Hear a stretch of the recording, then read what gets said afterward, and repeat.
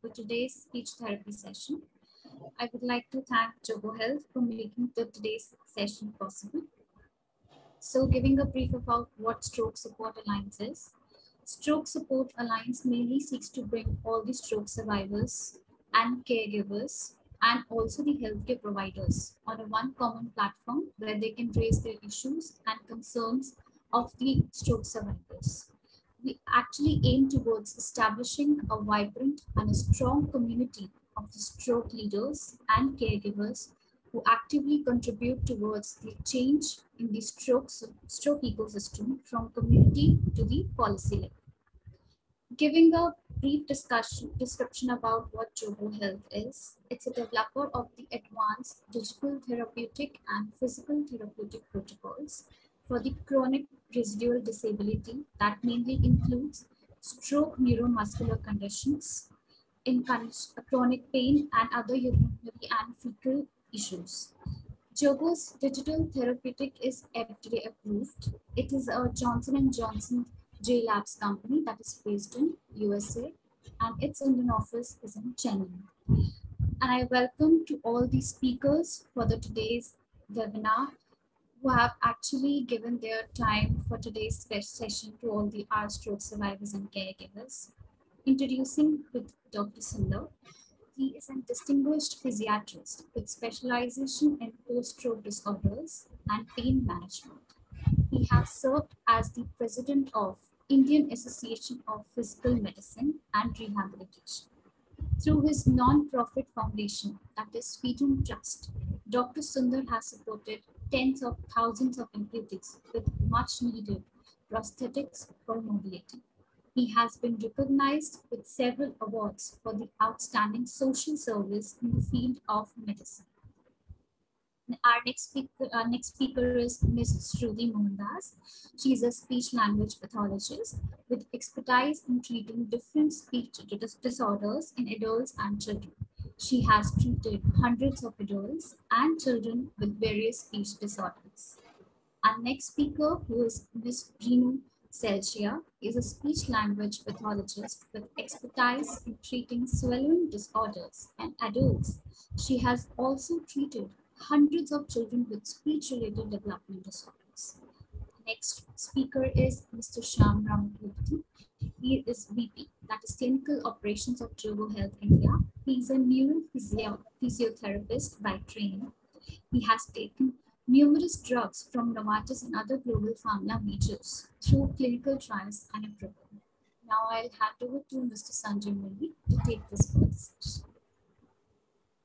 Thank you so much, Tamanna, for that warm welcome and introduction. And may I say congratulations for starting something like the Stroke Support Alliance. It's much needed service for the community of patients and more than patients for the caregivers.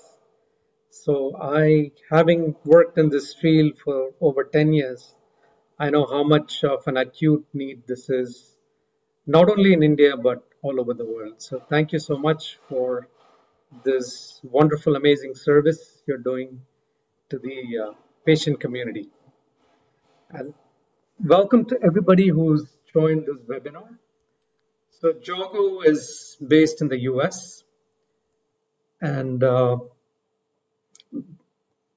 therapeutic grew out of the research of two amazing pioneers, one Dr. Joseph Brudney and Dr. Gordon Silverman. They had built a name for themselves in the post-acute care space. They had built one of the earliest EMG biofeedback machines in collaboration with IBM. And I started working with them over 10 years ago, helped miniaturize the product and take it to market and take it to scale. So from a massive machine that used to be brought in trolleys and wherein it used to take upwards of 30 minutes to set it up and use, we have shrunk the size of the device to a small box that can be taken in a backpack. And it also takes about 3 to 4 minutes to set it up and use. So this has excited clinicians all over the world.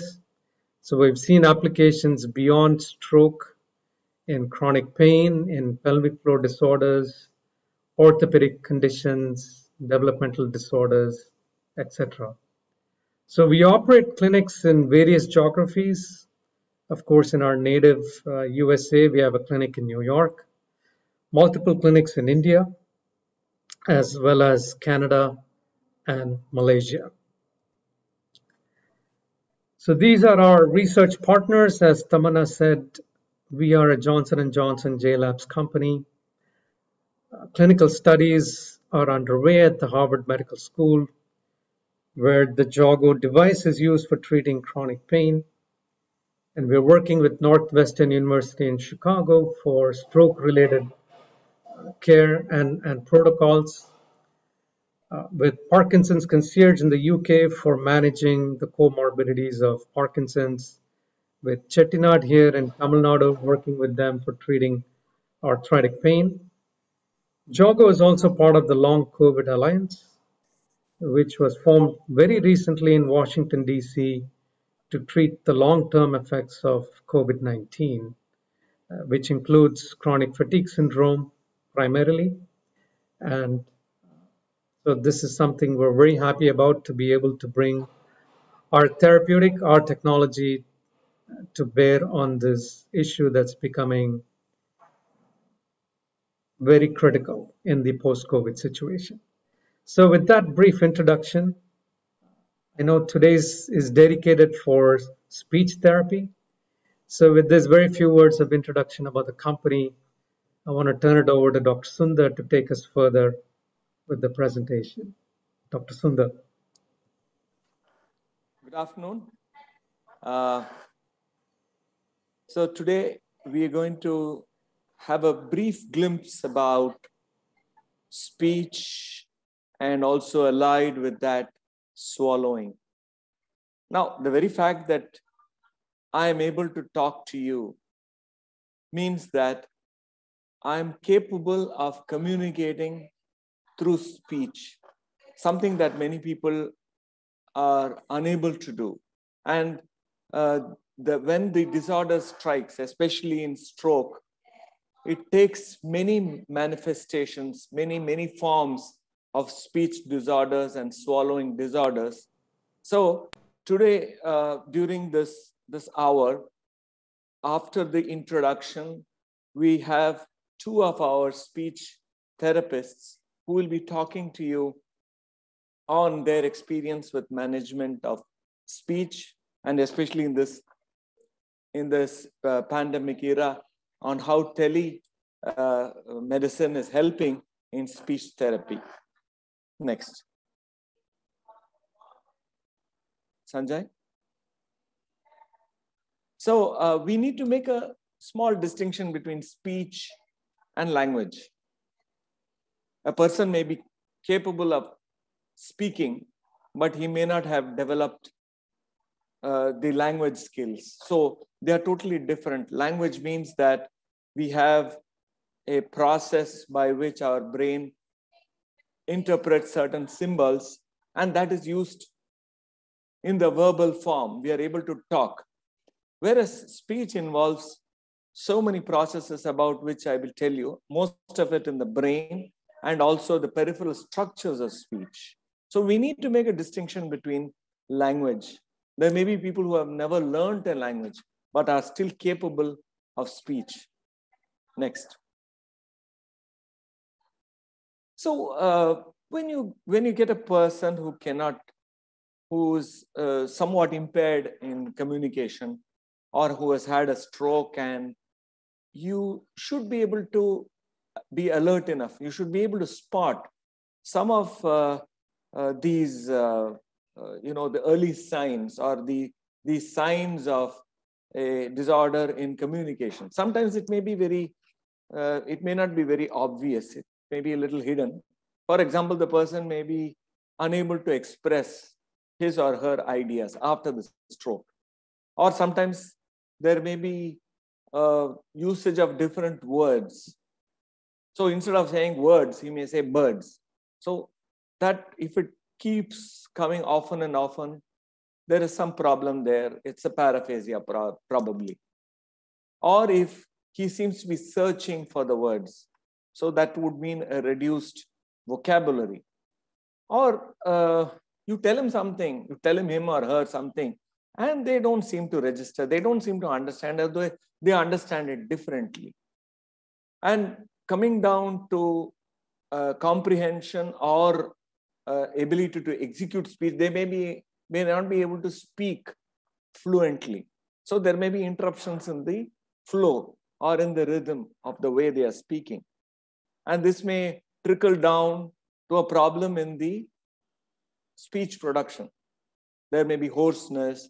Now, if you look at the medical pathology, there are so many causes for inability to speak, but we will be touching base on a few things here. And of course, this spills over in other aspects of communication, like difficulty in writing or difficulty in calculating or dealing with abstract ideas. So as I said, it's not just the brain. Of course, when we talk about stroke, we're talking about a brain-related issue. But we could have a problem in hearing. That is why we have so many hearing impaired people who are also unable to speak. And if you look at the brain itself, think of the brain as a sort of CPU, a central processor, where you input data, it churns it around somewhere, stores it somewhere, and then later there is an output. So you can input into a computer, you can take an output from a computer, and in between, you can use the various software inside the computer to process the information you've given. So think of the brain something like that. And again, on the right, you can see there may be any number of neurological disorders, from the growing child to people who have lost their, who've injured their brain, or who may have had a stroke. So any of these might present with a speech and a language problem. And then you come down to the, of course, this is not a class in anatomy, but there are many muscles that form the speech apparatus, right from the way you breathe out from your lungs. Most of it is expiration. So all all the air that comes out through my glottis and is formulated by the various muscles of the mouth, the buccal apparatus. All this goes to form good speech. Next. So when your speech therapist examines you, of course, more in detail later, they would look at how you're actually articulating your words. Is there a clarity? Is the rhythm affected? Are there too many gaps? Or are you substituting one phoneme, one syllable with another? Are you fluent? Is there a good flow of your speech? Are you intelligible? Are you repeating the words too often? Are you prolonging some words? Are you avoiding words? Basically, are you able to communicate through speech? And third is how is your voice production? Next. So that is the focus. Some time back, I spoke to all of you about rehabilitation of stroke. In that, we were looking at holistic aspects of stroke. The only thing that is predictable about a stroke is its unpredictability, because each person has a different presentation. Though the stroke may be caused by a lack of blood supply in some part of your brain, as already you must have known by now. But how does it affect which part of the brain? And that would determine how your stroke presents. Now, typically in the acute phase, the stroke is treated as such, as an impairment in the brain. And ultimately, what is most obvious is the way the person comes with an inability to use one side of the body, predominantly because the other side of the brain is affected. But we must, as I said earlier, in rehab, look at the person holistically. Is the person having speech problems? Does he have good vision? Does he have cognitive defects? Can he understand what you're saying? Is he psychologically affected? Is he depressed? Of course, most persons with stroke, post-stroke, are depressed. So, are there abnormal emotional reactions? All these things would form a complex group of symptoms that present in one patient who has a stroke. Next. Of which aphasia and dysarthria. I'll come to those terms a little later, but basically up to a quarter to nearly half of persons who are affected with stroke present with some communication disorder, which we term as aphasia or dysarthria. And sometimes you may have the same patient with both at the same time. So there are many studies which study all this, and a good number of them find it difficult to communicate through speech. Now, when I come to aphasia, it means that it's a deficit in language abilities resulting from damage to the brain. So we medical persons use the term aphasia a little selectively. Not anybody who cannot speak suffers from aphasia. For example, a person may be severely mentally retarded, or he or she might have had dysphonia or difficulty in speech production. There, he cannot speak because so that is not a lack of speech because of aphasia. Or he may not have learned to speak. He may far away from civilization, never spoken at all. All these are rare conditions, but certainly they do not come classified under aphasia. Aphasia means there is a lesion in usually the left hemisphere of the brain, causing a deficit in language production, comprehension, or both. Next. So, people right through were perplexed how some patients were presenting with different symptoms. Even though it was speech, some people could understand what you were saying. Some people could not understand, but were talking too much. So there were these scientists who wanted to prove there are certain areas in the brain that subserve certain functions. Now, all this in the turn of the 19th century only, the people were actually able to perform autopsies and so on. So there was this scientist Broca who had a patient called Louis Victor who could say a few words, but because he for every question he'll say tan. He couldn't go beyond that particular word. So he was ultimately, they called him tan. And he could, when they did the autopsy, when Broca did the autopsy on his brain after his death, they found an abscess in one area. And later on, that area came to be called the Broca's area. In that figure on the right, you can see one small area in the frontal lobe, which is marked in red. And that is the area which subserves aphasia, motor aphasia. Why do I call it motor aphasia? Because the person couldn't speak. Now, next. Now, later on, this area could not explain why some people could speak fluently, but they couldn't understand. So there was another scientist called Carl Wernicke, who did similar studies and found that there's another area called the Wernicke's area, which was sensory. In the sense, the person could not understand what he was being spoken to, but he could be very fluent when he spoke. Now, this is a dichotomy. This is a sort of paradox that a person could not understand, but he could speak very fluently, and often unintelligible. And in between, you have you have areas between the two. From between the Broca's area and the Wernicke's area, you find areas in between because they are all interconnected. So when somebody tells you in a language that you don't know that this word means so and so, some sort of association is made in your brain, and you are able to understand that, okay, in Bengali, such and such word means table. Now, that sort of association areas, all these things are together communicate the speech.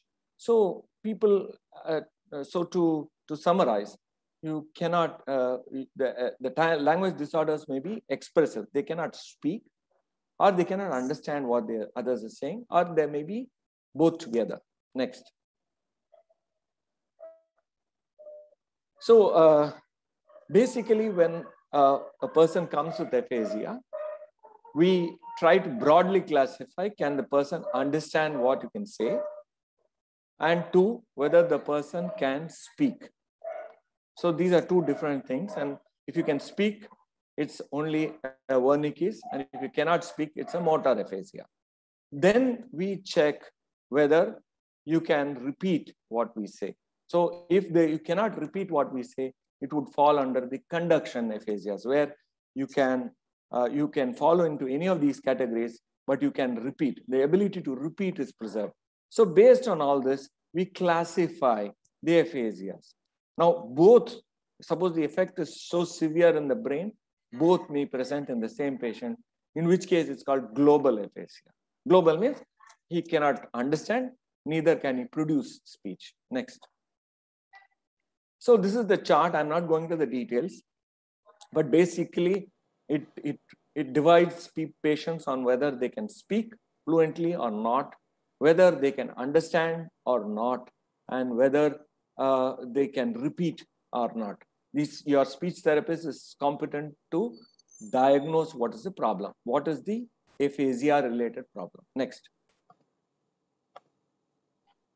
Apart from this, you might find the patients, inventing new words which are totally unintelligible to you.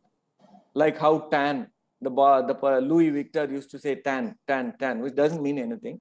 You may have a new word being brought in, or you may have a word substitution or the sound substitution. So the person may say look instead of book. Next. So that was called paraphasia.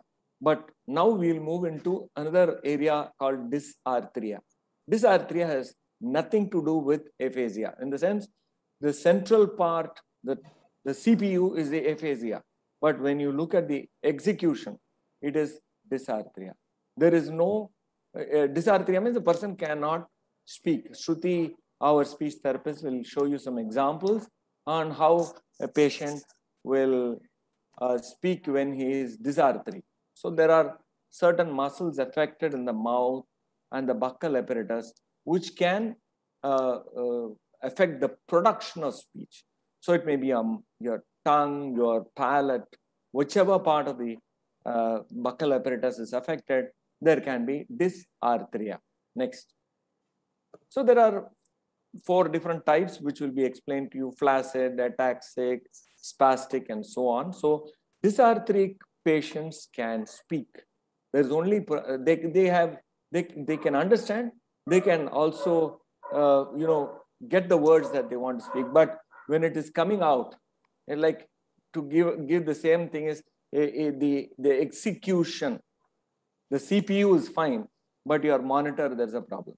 The CPU is fine, but your mouse is not working.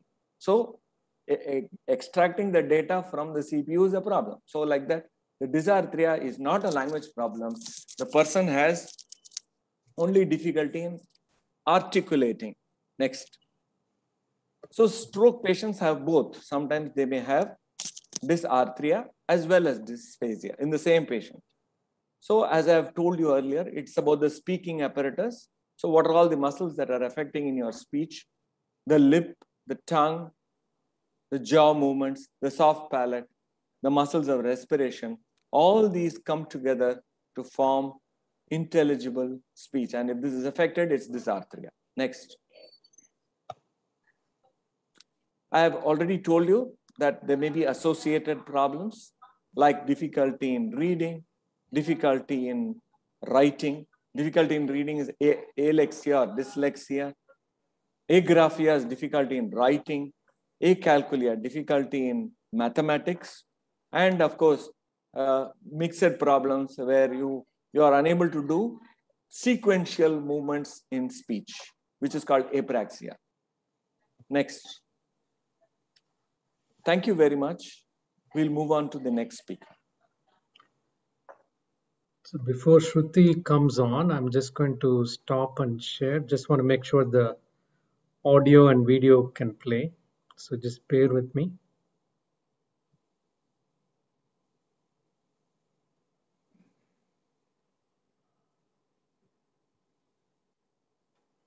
Yes, Shruti, you're on. Thank you, sir. Am I audible? Yes, you are. Yes. So good evening, everyone. My topic of presentation this evening is on effective therapies for speech disorders and on tele-rehabilitation. So we all know that stroke is one of the leading causes of death and disability. And in addition to physical impairments, there are also speech impairments, cognition impairments, and swallowing impairments that come along with the physical impairments. A speech language pathologist is essentially trained in evaluating and treating these kinds of disorders. Now, as Dr. Sundar explained, aphasia. So the first language disorder which I'm going to discuss about is aphasia. And next slide, sir. So these are some of the signs and symptoms that we essentially see with aphasia. Like sir explained, a patient is able to recognize an object but is not able to name it. They may not be able to understand spoken language. Some words and phrases are being repeated without any appropriation. The patient is able to speak in sentences and phrases, but it does not really have a correct grammatical form. Sometimes words and phrases are produced without them even meaning to. And then they are not able to repeat certain words and phrases or sentences. And they also have an impairment in reading and writing. And they may not be aware of their errors, and they may be less successful at correcting their errors when they are producing speech. So moving on to the assessment. So these are certain domains that we essentially assess. So here we have spontaneous.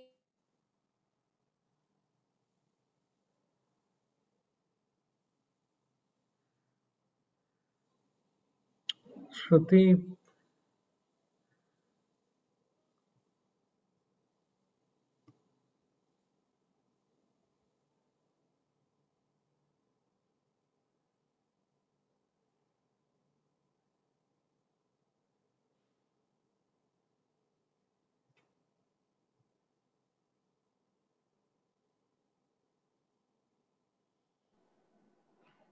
Sanjay, I can see only 7 participants. 72 now. Good. yeah. Can we? No. Now it is back to normal. Some challenge. Am I audible now? Yes, you are. Yes. So I'll just continue.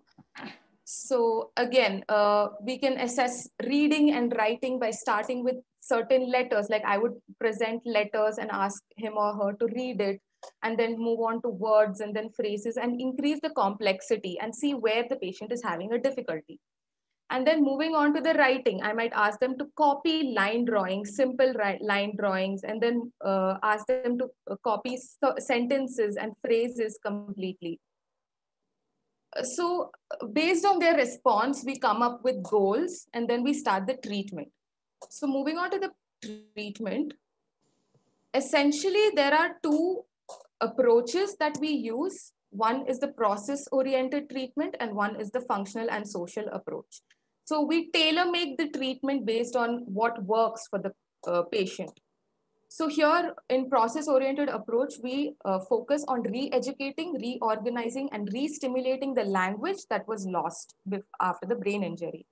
And in functional and social approach, we focus on bringing a more natural context to the conversation, to the communication, to enhance communication in daily aspects. For example, talking to friends or family, or giving directions to a Zomato delivery person, or going to a shop and purchasing something. So that is to improve communication in daily living. And the next speech disorder is dysarthria, as sir explained. So there are 4 subsystems that are important for speech production. As you can see in the picture, one is respiration, which involves breathing. And next is the phonatory system, in which the air that is exhaled is used to produce voice. And then we move to the articulatory system, which is basically the organs inside your mouth, which help in speech productions, like your lips, your tongue, your teeth, the roof of your mouth, the back of your throat.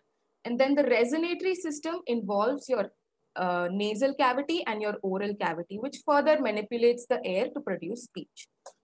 So during assessment, we give 2 types of tasks. One is at rest and one is in speech. So it starts right from the time the patient enters the clinic. We observe how he's sitting, how he breathes, how he tries to speak, how he's communicating. And then we also give specific speech tasks to measure at what level the patient is able to perform. And based on that, we set the treatment goals and we start the treatment. So here in the next slide, I have a few recordings just to give us a better idea of how dysarthria sounds like. So flaccid dysarthria sounds something like this. I strike every drop in air. They act like a film. And from rainbow, the rainbow is the duration of white light and a really beautiful. And spastic dysarthria sounds something like this. And my daughters were after me to get something done, but I never did. And it was only in February I went for my physical, and Dr. Peterson. So you can notice how in flaccid dysarthria the speech sounds. They act like a film. So you can notice how the speech sounds very nasal. And in spastic dysarthria, it sounds like he's being choked. A very strained voice comes out. Moving on to the treatment. Here again, we have 2 approaches. One is direct treatment and the other one is indirect treatment. Direct treatment, we essentially assess the components and the impaired components, like may it be in the respiratory system or the phonatory system. We treat them individually and then we check the coordination of all of these systems. The indirect treatment, it usually involves stimulating the organs, giving different temperatures like hot and cold, giving exercises to strengthen the muscles, improving the posture and control, maybe giving them neck braces or cervical collars, because an improved posture will make it easier to respirate and to speak. The next slide. The next speech disorder is apraxia of speech. This is basically a deficit in planning and programming commands to carry out speech movements. So some of the speech characteristics that you would notice is that the errors are inconsistent. In some places, the errors are, there are no errors, and in some places, you can visibly see errors. And then the productions, their speech productions, their sounds are off target. Like the patient may want to say p, but ends up saying t, d, f, v. It's off target. And you'd also notice that there are no weaknesses or paralysis in any of the speech muscles. So for the assessment of apraxia, we essentially give them speech tasks. We ask them to repeat sounds. We ask them to repeat it faster. We assess the range, the speed, and the motion of their productions. We increase the length of the word. We start with 2-word syllables, then 3-letter words, then 4-letter words, and we keep increasing it, and we see at which level there is a disruption and how well the patient is able to perform it. We also give repeated trials to check if the patient is able to produce the word or the speech better over time. The treatment goals are set after the assessment, and the treatment is essentially, again, of 2 types. Next slide, sir. So one is the restorative approach and one is the compensatory approach. The restorative approach main focus is to bring back the functions that have been lost. So there are a lot of techniques that come under restorative approach. Like here I've mentioned articulatory, kinematic approaches, sensory cueing, which means giving them visual cues, auditory cues, tactile cues to help them gain the function better. Next is the compensatory approach. Certain functions that cannot be retrained can be compensated by using external aids like augmentative communication, and also using gestures and facial expressions, eye contacts, etc. So this is essentially how the treatment goes on for apraxia. Along with these speech disorders, a cognitive impairment is also a common consequence after stroke. So you would notice a deficit in elementary processes like memory and attention, and also complex processes in thinking, reasoning, judging, and interpersonal communication. And dementia, which is a decline in the memory, intellect, and cognition, is also a common consequence after brain injury. Next slide. So the assessment is usually carried out focusing on these 4 domains. We start with orientation and processes like memory, auditory processing like comprehension of commands, problem solving, logic, reasoning, and then reading and visual processing, and pragmatics, which basically means social communication, how they're able to communicate socially, their facial expressions, their speech, whether it is monotonous or variable. Next slide. The treatment focus is, again, there are 3 main approaches that we use. One is an impairment level approach, which basically focuses on the strengths and weaknesses of the patient. And the clinician then moves on to work with the strengths along with the weaknesses, or first the strengths and then the weaknesses, or vice versa. Next is a fundamental process approach, wherein we identify the underlying processes. Like there are theories saying that if attention is improved, overall communication is improved. If memory is improved, overall communication is improved.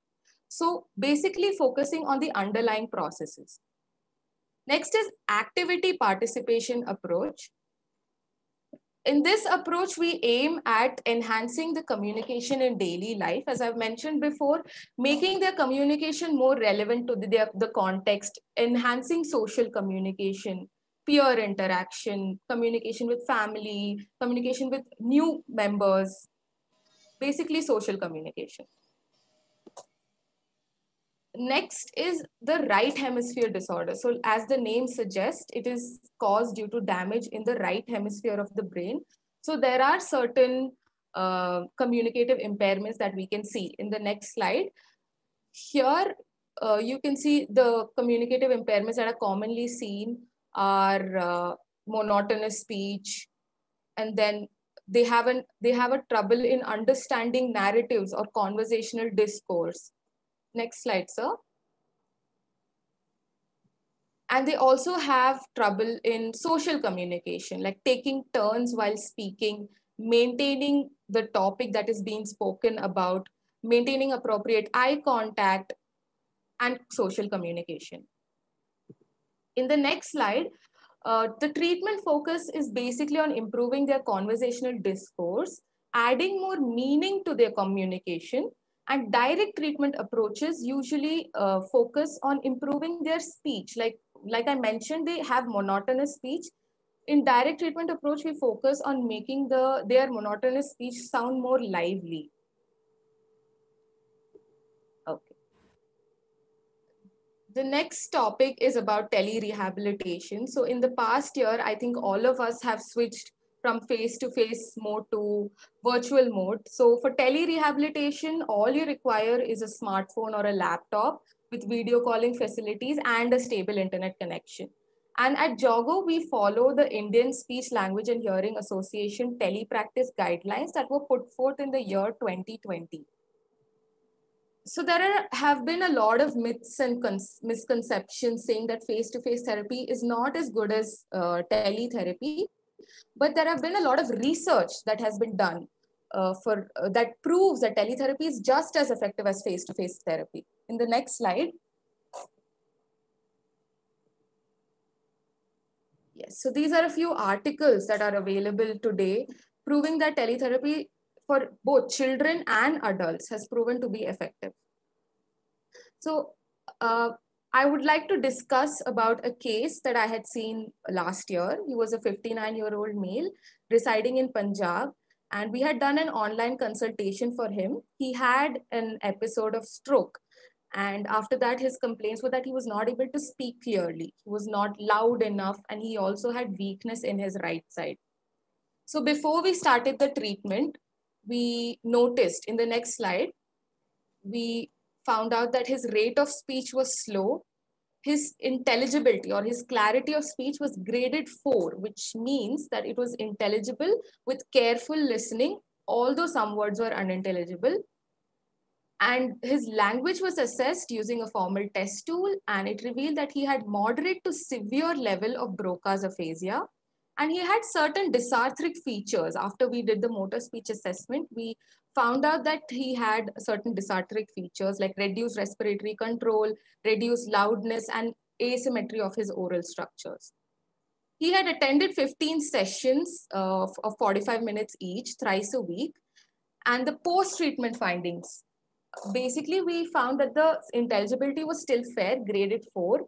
Language functions had improved. His repetition had improved, his naming had improved. And so he moved from the Broca's aphasia category to the transcortical motor aphasia category. And his severity also went from moderate to severe to moderate level. And his dysarthric features like his respiratory control had improved, and he had also become a little bit louder than he was before. Another case study I would like to discuss about is this lovely man who came to our clinic in Chennai. He was 58 years old. He had one episode of stroke, and his complaints were that he was not able to speak clearly, and he also had weakness in his right side. And he was simultaneously also attending physiotherapy. So before treatment, the findings were that his rate of speech was slow. His speech intelligibility was graded 6, which means it was usually unintelligible. His language functions were normal, but we did a speech assessment and it revealed that he had moderate to severe flaccid dysarthria. So he had hypernasality, he had hoarseness of voice, his loudness was reduced, his respiratory control was reduced. And he had attended 10 sessions, and after 10 sessions, we did another assessment. Here again, I would like to share some recordings of his speech before we started treatment.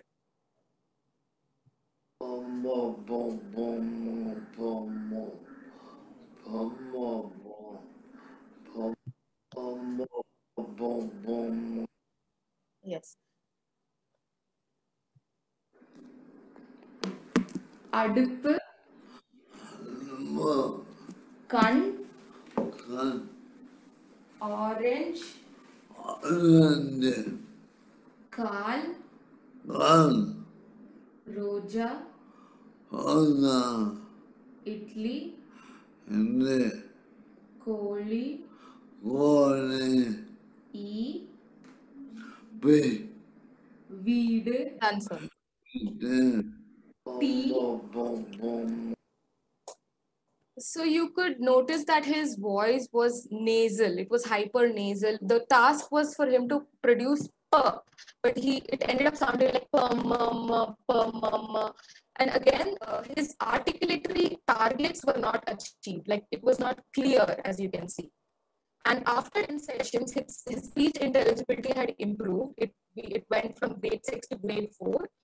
Which means it was intelligible with careful listening, although some words were still unintelligible.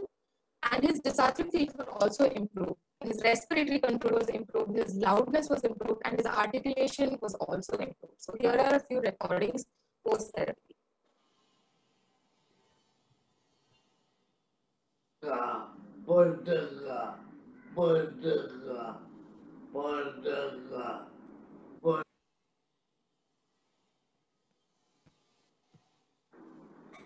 Adippu Kan Orange Kal Roja Italy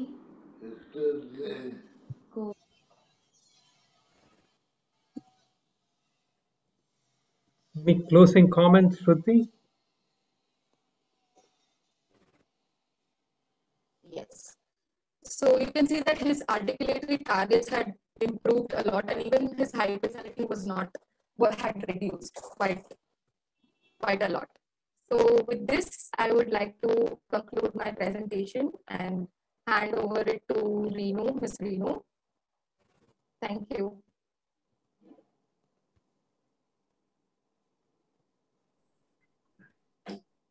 Thank you, Shruti. Am I audible? Yes, Reenu, loud and clear. Yes. Yes. Thank you, sir. Good evening, everyone. So in my topic, I'm going to discuss about augmentative and alternative communication. And next, we are going to see what is the management for swallowing disorder. So next slide, sir. So many of us might have wondered, what is this augmentative communication? So even though the speech therapists are working to improve the person's speaking abilities, why this augmentative communication is coming into the picture?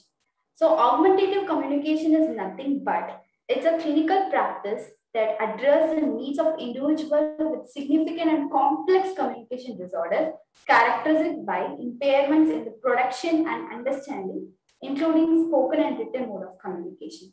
So here, augmentative communication, it is assisting the speech, or it is giving another role to how the person can improve their expression with another assistive devices. It may include signs, communication books, devices, systems, or any other tools. Next slide, please. So here, who requires this augmentative communication? So actually, this augmentative communication is eliciting the person's individual expression. So it could be the person requires expressive language. So the person can understand, but the person may not able to express himself. So as we see in the previous presentation, if the person be affected with aphasia, they can understand some things, but they may not be able to express. So in this picture, AAC coming to the picture, they can give supporting devices to express themselves clearly.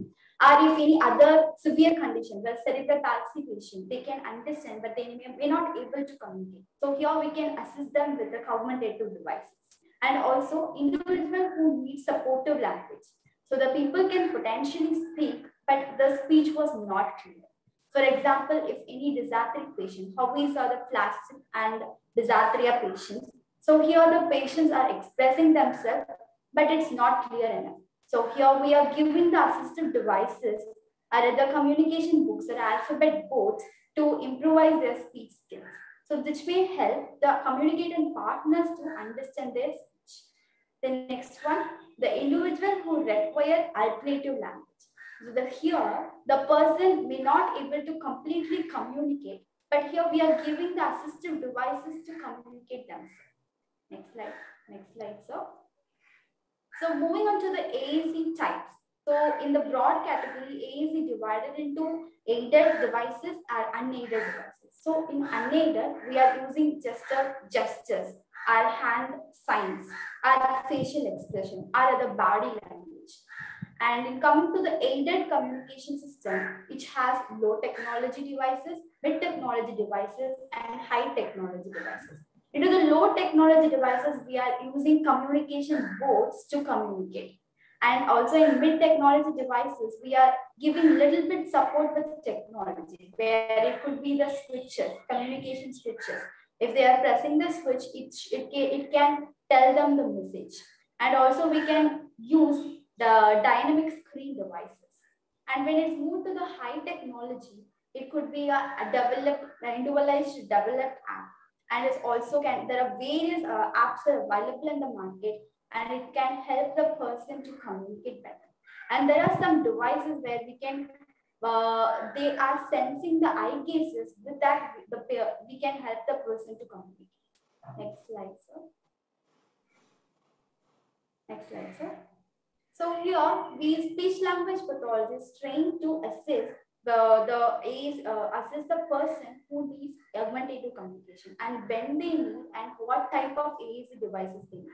So we will do the thorough interview of the person, what is their communication requirement, and we will see the environment. We will observe the environment So if the person wants the communication devices into the classroom, or if it be the work environment, or it will be the home environment, or it could be the, and we have to assess the person's barrier. So some of them may have cognitive decline. Some of them may not have a proper physical ability to use the devices. So here we have to assess the barriers, and also we will evaluate the mode of communication, what kind of mode they want. And we will assess the person's language and cognition, academic abilities if it is a children. And also we have to see the motor abilities. So some patients, such as the patient may have a cerebral palsy. They may not able to use their limbs. They may not able to point. So here we have to give the assistive devices as per their need, as per their ability. And also we have to see the seating position. And if the patient is in ICU, they may not able to sit, or they may not able to use their hands to communicate. We have to provide them the devices where the person can able to communicate easily where he was in the same position. And also we have to assess, we will assess the visual skills, we will assess the symbol abilities, and we will assess what kind of vocabularies we need to provide them. And we are giving the counseling and training for the communication partner as well as the patients. Next slide, sir. Next slide, sir. So here, if the person in acute care, so how we will make the person to communicate. So here comes the AAC devices. It will be the immediate solution. So we can make them to use gestures or signs, or we can provide them customized communication boards, or any buzzers or switches, or some other things like eye transparent communication board, where we can train the communication partner as well as the individual to communicate themselves with the color-coded alphabets. Next slide, sir. And there are various options available. So here we can use, we can use and customize the patient's requirement. So here we can use simple communication boards, photo albums, or eye gaze board, and other visual scene display. And next slide, sir. Some of the pictures I have given so that you can easily understand what it could be. So if the person is having aphasia, they may not able to say the name of the person. We can provide them with a photo album so that they can use it and point and say, and they can express themselves very happily. So this augmentative communication is really improving the person's quality of life. So I wanted to mention about this real best person. So Dr. Stephen Hawking, so even though he was affected with severe degenerative condition, he used augmentative device. So he used speech generation devices. For him, he has a severe physical impairment. So he was not able to move his limbs at all. So with this cheek muscles movement, he was able to communicate. So here I wanted to tell this is augmentative communication is supporting the person's expression, and also it is improving the quality of life of the person. Next slide, sir. So moving on to the next topic, so dysphagia. So here dysphagia, we all have to understand what is dysphagia. So dysphagia is nothing but it is a impairment to the function and safety of someone swallowing. So how come this dysphagia is having a role in stroke? So when, the next slide, sir. Next slide, sir. So according to the statistics, there are according to the prevalence of dysphagia has been seen in 50 to 65% of stroke patients. And there are different various types of dysphagia there. So in oral pharyngeal dysphasias are common, most prevalent in stroke patient. So which means the patient may not able to move the food from the mouth to the upper part of the food pipe. So we are going to see the various types of dysphagia and in the next slide. And what would be the symptoms? So if the person is having a dysphagia, they may develop recurrent choking, and they may develop aspiration. So whenever they started eating, they will have a recurrent cough or water coming from the mouth. our food is coming through the nose. So this kind of difficulties. And because since the patient is not able to take proper food, he may end up with dehydration or malnutrition. And if the patient is underdiagnosed, they may have developed permanent health impairment. Next slide, sir. Next slide, sir. So here in this video, it's explaining how is our swallowing is happening. So here I'm going to explain the phases of swallowing also. So when you are putting the food inside your mouth, your hand has to take inside, has to put inside your mouth. So your lips, your tongue, and your teeth and jaw is giving a role of making a bolus, and your saliva is giving a consistency. So this is the phase of oral preparatory phase. Once the bolus prepared, the muscles of the tongue and also some of the muscles in the neck, helping the bolus to push inside the food pipe.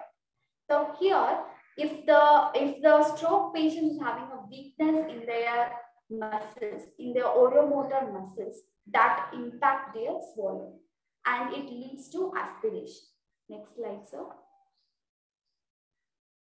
Next slide, sir.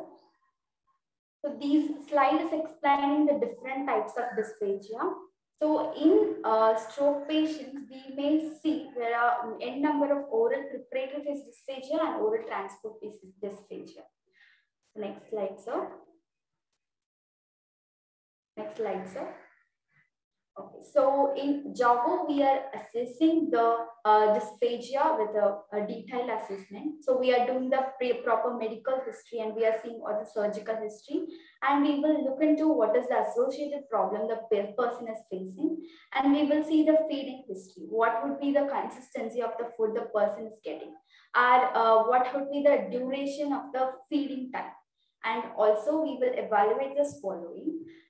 With that subsystem assessment, so as Shruti mentioned, we will see the respiratory capability, and we will see the phonatory capability, and also we will see the cognitive ability of the patient, and will assess the oromotor functions. So how is the tongue movements are there? What aspect there is a weakness? So we will look into all these aspects. Then we will observe the person swallowing with giving different kind of consistency of food. So after this food trial, we will observe the patient, what if the patient is having aspiration, or in what consistency the patient is having aspiration. After this detailed observation, we will set a treatment goal to treat the patient. So the treatment approach includes direct swallowing treatment and also indirect swallowing treatment. In direct swallowing treatment, we will have a different maneuvers, and in our JAGO clinic, we'll have a JAGO biofeedback to improvise the person's swallowing abilities, and we will use the postural techniques to improvise the swallowing abilities also. Then indirect swallowing treatment, we will look into the oromotor structure. So we will increase the strength of the oromotor muscles, and we will provide diet modifications, and we will provide the modification of eating utensils according to the patient's abilities and requirements. The next one, we will have a question: when should we terminate our therapy? So I would say the treatment can be last till the patient achieves the safe swallow. So, and some of the studies are stating that if you are given an intense therapy soon after 3 to 6 months, you will get a good beneficial after the stroke. And also some of the other conditions, some patients should have to terminate their therapy. So for them, we have to give the proper counseling and what kind of consistency they have to use. What would be their feeding utensils? Those things we will give into the counseling to the communication partner or caregivers. Next slide, sir. So I will discuss about our patient who came to our JAGO clinic. He was 69-year-old patient. So he had an episode of stroke. He came with a complaint of not able to speak loud and clear. And he had an issue of drooling and swallowing difficulties. Next slide, sir. So we did the assessment for his speech abilities, and we did the assessment for dysphagia. And what we find out was he had a mild to moderate severity of dysarthria and oral preparatory and transit phase of dysphagia. So he was attended 1 hour of 1 hour of therapy, 7 sessions. And before the session, the baseline skills were, next slide, sir. The baselines were, his loudness was very low, where we were not able to listen what he is saying. And the clarity of the speech is also reduced. So the family members can understand his speech, but the other person not able to understand. And his rate of speech was fast, and the speech breathing is also reduced. So after this treatment, he his loudness actually increased, and the clarity of speech is also increased. Then we have seen there is a marked reduction in his rate of speech, so that we can able to understand his speech.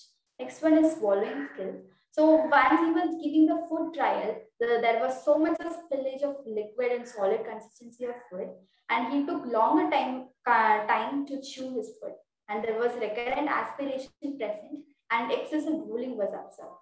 After this course of treatment, there was no spilling of liquid and solid consistency of food, and his food taking duration actually reduced. And in the clinical setting, there was no aspiration observed when we are giving a feeding trials, and the drooling also has been reduced.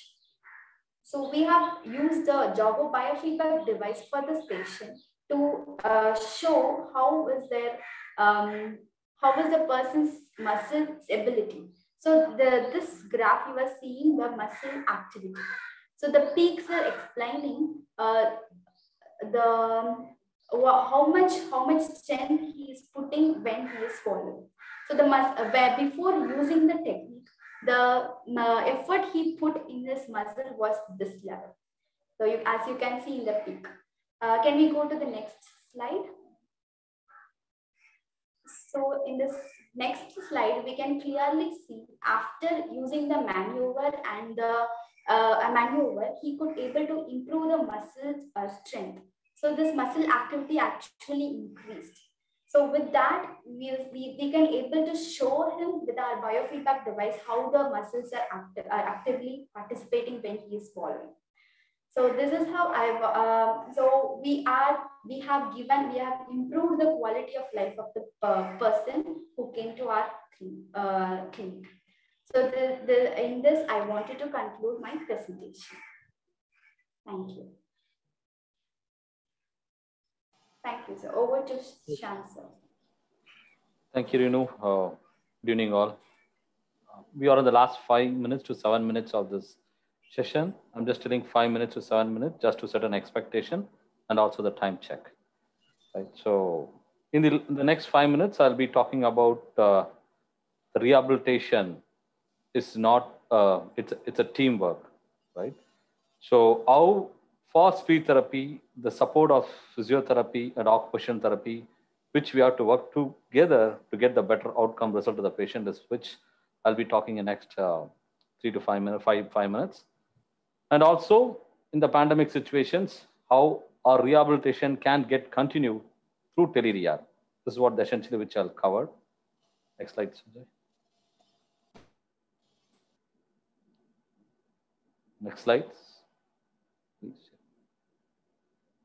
So this, you see a arrow mark on physiotherapy, arrow mark on occupational therapy.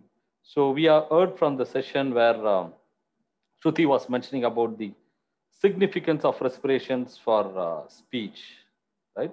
And also for articulation and the language development. So as a physiotherapist, we mainly focus on the exercise of the breathing and the positioning and the body alignment. So if our body is aligned, if our body is properly positioned, and we get a better expression, then we'll get the better result of the speech. As an occupational therapy, it is very important that they will create the oral awareness and the sensory motor awareness they'll create, and also the behavior modification to the patients, as the adult as well as the pediatric, to get the better speech output. Next slide.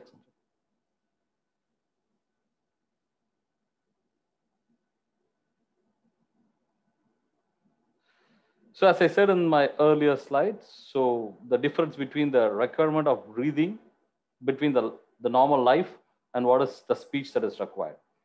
If you look at the speech, I'm going to talk specifically about the exhale capacity. Like, we inspire, we blow out. The exhale capacity should be 90% of time of the vital capacity, where you see in the life, even 60% is more than enough.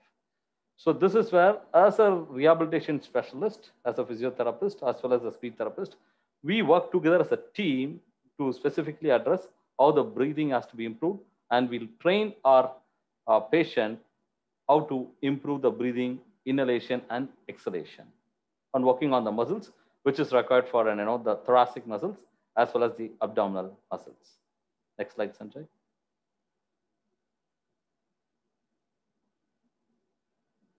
So this is the just a visual representation of the previous slides. You can see the graph which shows how long the exhalation should be there to get the better speech, and how the breathing has to get coordinated with the sounds effect.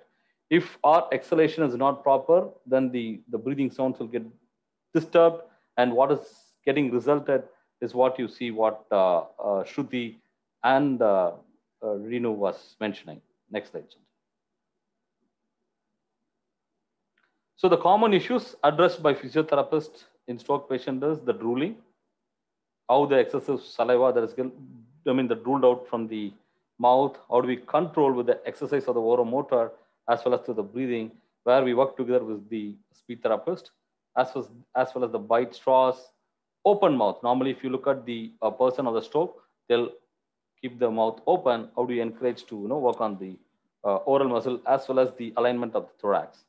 And the swallow with chewing, limited functional movement of chewing, and the muscle fatigue and muscle stiffness. So our Jago digital therapy is going to play a major role on assessing the muscle fatigue as well as the muscle stiffness. So it will become evidence-based, and also it will help us the quick learning with our digital therapeutics for a patient to get the result much more faster. Next slide. So this is what I'm going to talk about, the telehealth.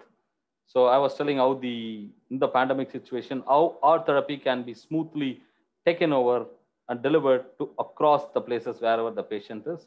So for which we need to have a proper system, proper technology, and proper support, which is in the advanced world, it's been cleanly addressed, and also we maintain the strong data security of our patients. Next slide. So just history, when did the exact telerehabilitation has been started, which was early 1980s, but in 1997, there was a clean structure formed by National Institute of Disability and Rehabilitation Research, which talk about the detailed process of how the telecommunication has to do, how the assessment has to be done, how the training and education can be done to the teleservices, and how the technology is greatly supporting on the therapeutic intervention. Even the patient is in a different distance, the outcome is going to be same when the patient comes to clinic, also when the patient is taking a therapy through tele-rehabilitation. So this is a quick summary of what as a Jago tele-rehabilitation services, which we started in the pandemic time. So one of the major result, we say it's an wow effect or awe effect, where we identified the rehabilitation services of speech therapy through tele has been a great support to all the patients. So which we started on during our pandemic time in April 2020, and till May 2021, we have seen around 565 patients, out of which speech were 299. And we see as a Jago, as I said, it's a holistic team, and we address all the conditions through, we can address all the conditions through tele-rehabilitation, right? So this is what is our holistic team is all about. Rehabilitation team forms about the physiatrist, whom you met earlier, Dr. Sundar, who is specialist, and also Dr. Jimmy Jose, who has joined. And we have an occupational therapy, and we have physiotherapist and psychologist and speech and language pathologist. And is more important is the family. So unless we have a great family support, the rehabilitation of the stroke will be a big challenge. So along with all the team, the family support would play a great role on getting the holistic services to the patients. Yeah, thanks. So this is where this slide is skipped. So normally it should be normal occupational therapy, how is addressed in stroke. As I said, the oral sensory, overstuffed mouth, the drooling, speech disorders, where the oropraxia, and the behavior modification, and is there any adaptive devices that can be used? This has all been addressed by an occupational therapist for the stroke patients. Let's send the next slide, please. So it's just a comic picture. Normally the telemedicine is a best tool where it helps you to save time and also your distance traveling. And also it would be now it became, a second choice of everybody to get the teleconsultation. So thank you all.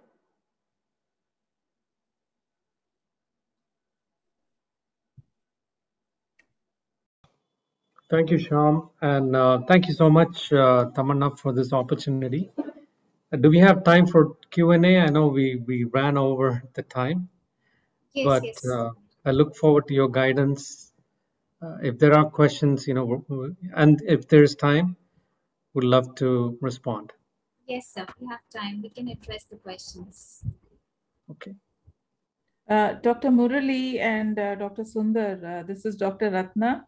And thank you for this wonderful presentation. It was quite enriching and, educative for me as well. Even though I'm a doctor, I didn't know about 90% of what was spoken.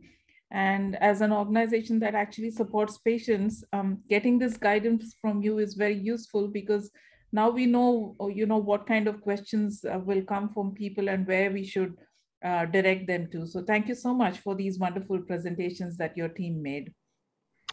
No, thank you so much, Dr. Ratna. Appreciate your comments. If I may I start with a question? Please, please. You very rightly pointed out that this is teamwork and it needs a lot of trained people to be able to assess and then support the patient to be able to navigate whatever problems they have in their speech.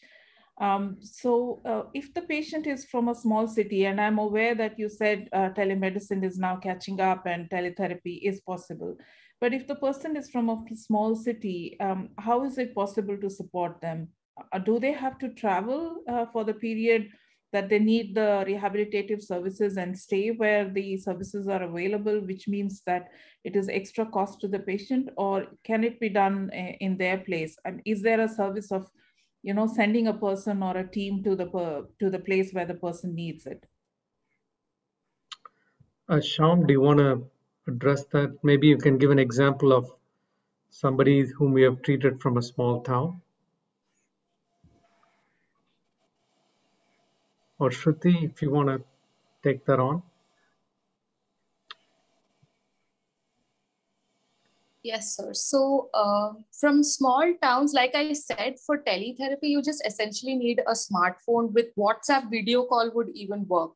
So we have treated patients using WhatsApp video call. We have treated children as well as adults. So it is doable, but you would require a smartphone and an internet connection.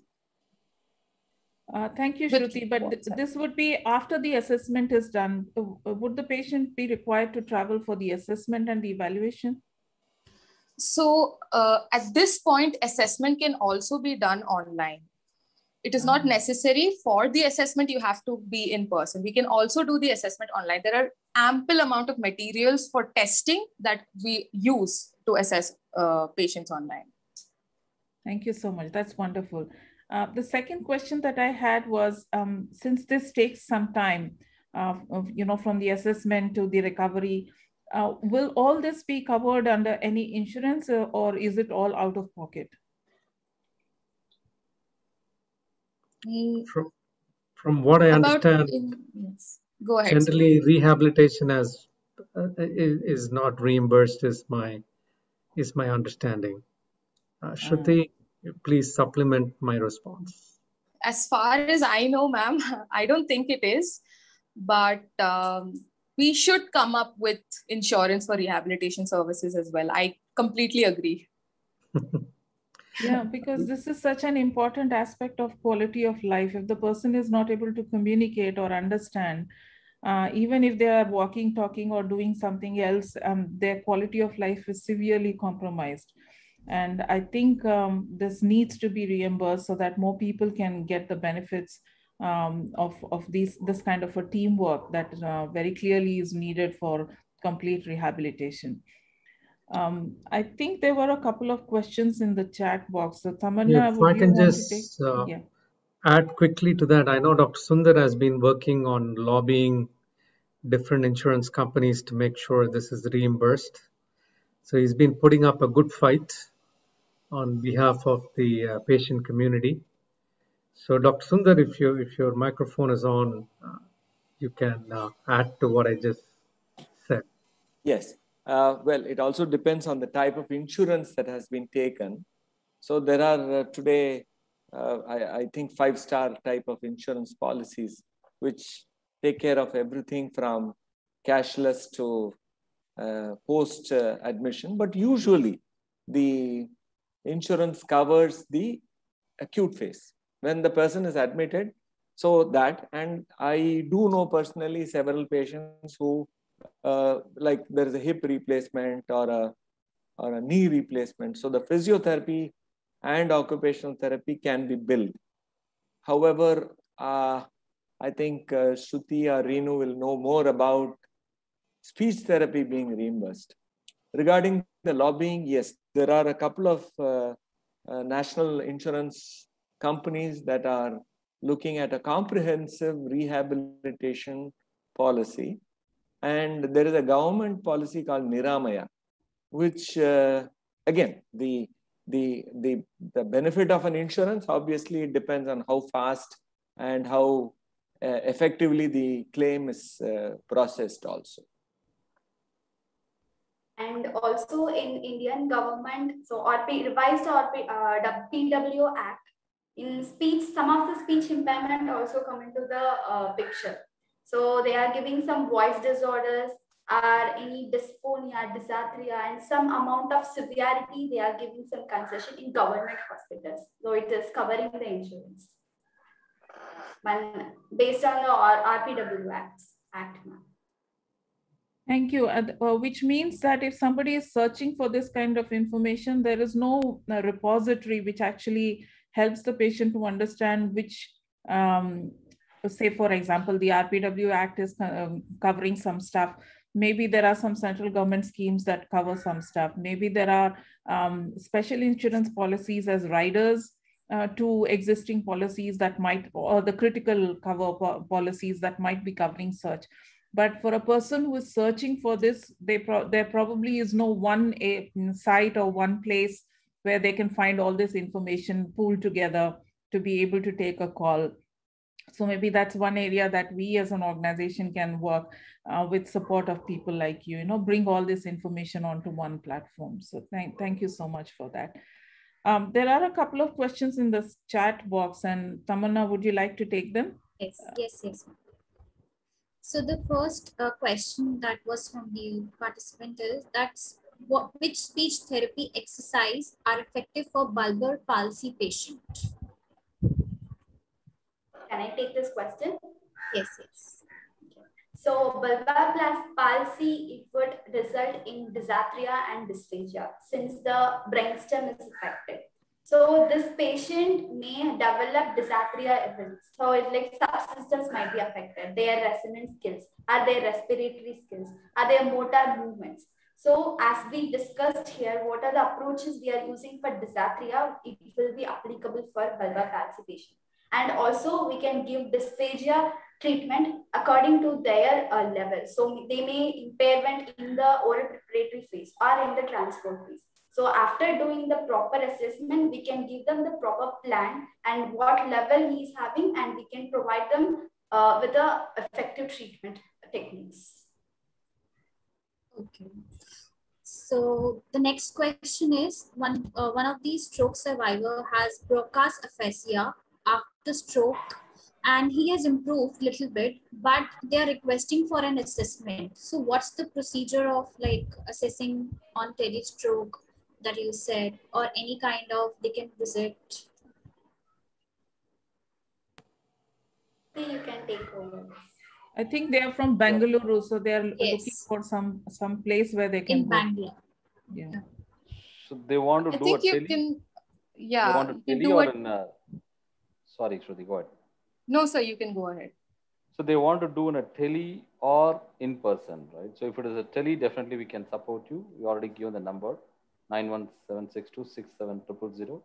They can call and they can fix a schedule. We can definitely do a tele assessment and we can send them the detailed report for them to understand more clearly about the conditions and what is the support they require. So probably we can do support in that way for the moment due to the pandemic situation. So the next question is about the treatment for drooling. What is the treatment for drooling?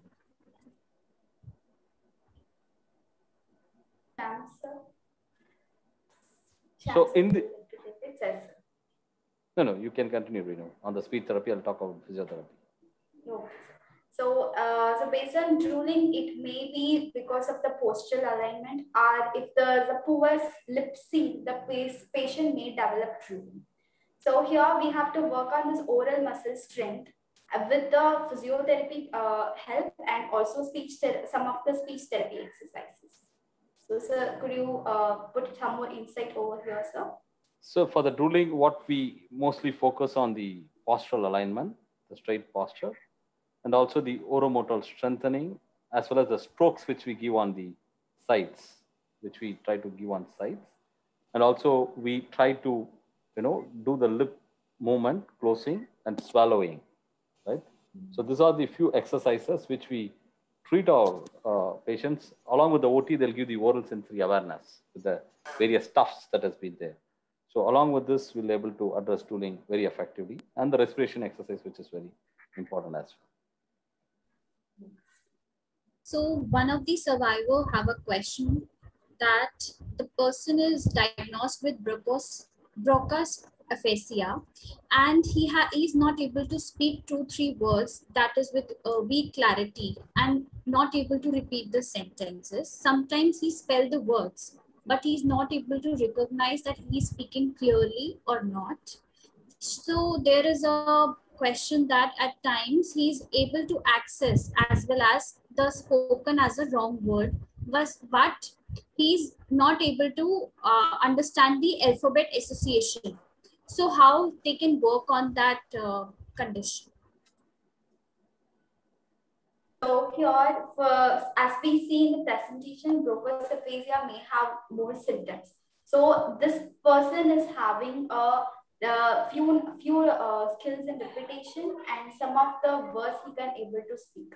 So here, his restorative functions are little bit good, and if we are working more on this functions like exhaustive functions, his naming skills, and also his repetitive skills. If you are giving more effective way of therapy and more number of duration, and if you are giving more number of frequency, the person can able to improve little more better way. And also, Shruti, do you want to put little more input here?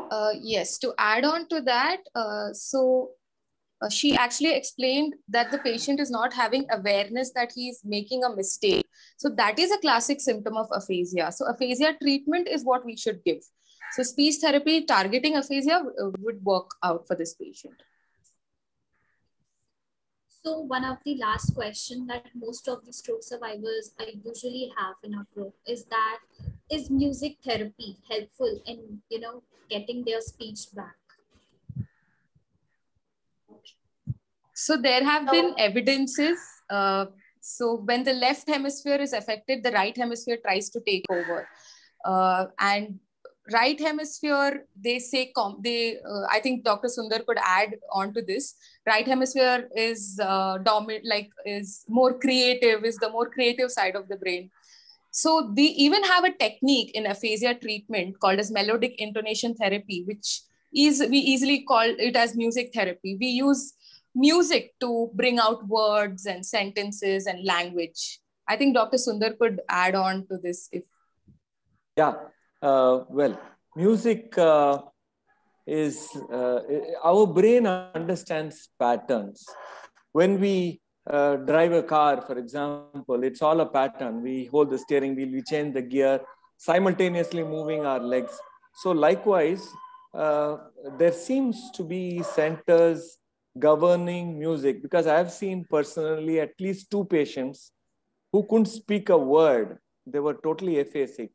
But when they were initiated into singing a song, you would be surprised they can sing the entire song without any problem with diction. The words are articulated clearly. They may not be great singers, so you don't have to look too much into the musical tonality. But the point I'm trying to say is that somewhere the music is embedded in a different zone in the brain. So the person is able to sing a complete song without making a mistake. I've seen it personally in 2 patients, but I don't know how it can be. Maybe Shruti has already told about how it can be used in therapy. Yeah. Thank you so much, sir. I think for now, these were the only questions. So if anyone have any question, they can connect. All the details are in the chat section. And they can also join the group on the WhatsApp, on the Facebook, so that any issues they have, they can ask there. So I would like to thank to all the speakers and especially the Jogo Health for making this today's session possible. And thank you so much on the behalf of the Stroke Support Alliance and Jogo Health to all the survivors and caregivers who have joined today. Thank you so much. Thank you so much on behalf of all of us, Tamanna and Dr. Ratna. You guys are doing amazing work. And may you continue to reach more and more patients and help them. We are here to support you in any which way we can. We are in the same boat, so we'll grow together. Thank you so much. Thank you for those nice words. Thank you. Thank you. Bye-bye. Thank you. Thank you. Thank you.